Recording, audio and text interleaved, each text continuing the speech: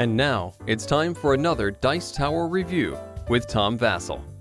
Hey everybody, I'm Tom Vasel, and today we're taking a look at a little card game called Boast or Nothing. Boast or Nothing. This is a trick-taking game like hearts or spades. And in this game, the trump of the trick, the card that takes everything, changes all the time. A constantly moving trump. So that's kind of an interesting thing I haven't seen in a trick-taking game before. I'm a big fan of trick-taking games. Let's take a look at this one. Here we go.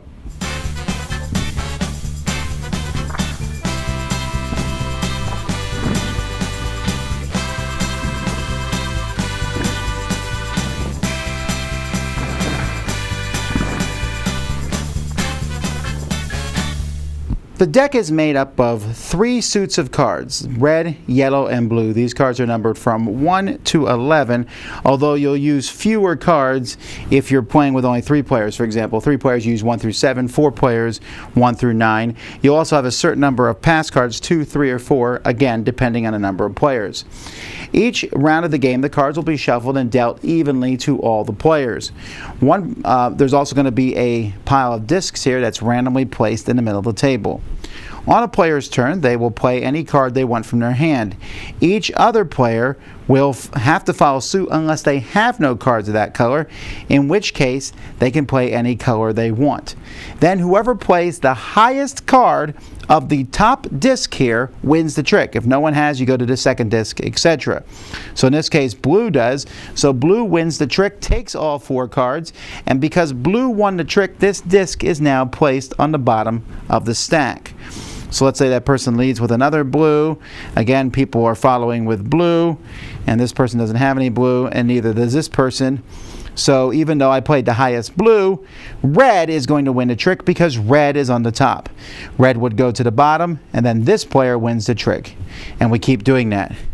You can play a pass card, essentially to not take place in a certain round. So if you lead with a pass card, then the next card that is played leads the trick. And there's never going to be enough pass cards. Someone's going to have to take every trick. At the end of the round, you're going to look and see how many tricks you've taken. Depending on the number of players, there's a certain number of tricks that you are trying to take, 3, 2, or 1. Exactly that many, no more, no less. If that happens, you will move up 1 on the track here.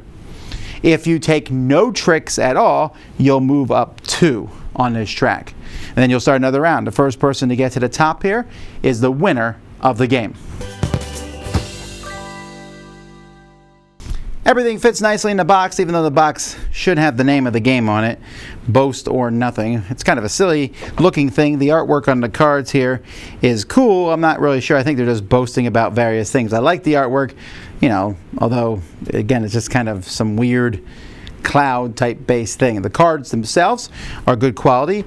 Each player has a player card to put in front of them to show what color you are, and then these tokens, which are pretty neat, the little meeples here with this gold inline on them, and then these tokens here. At first I thought it might be fiddly, constantly moving the discs, but it's not too bad because it's really kind of the main focus of the game.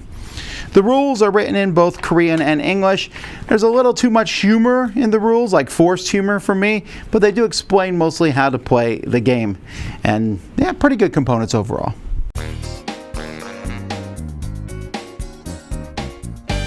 There's really a lot of positive to say about Bond. First of all, it scales really nicely from 3 to 5 players. I really like trick-taking games that aren't stuck on that 4-player. That's fine, I guess, right, that you need 4 players to play, but it's nice when there's some wiggle room there, and this one does that very nicely. It's also a game where I'm thinking very carefully about what I'm going to do each round as I play the cards. I like to shoot the moon in card games, like in Hearts, try to get all the hearts.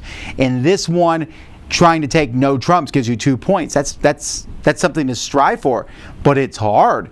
If you have a high number in the color that's at the top, you got to try not to play that color to get rid of it when a different color is at the top and have someone else take it. And that's trickier than it can sound.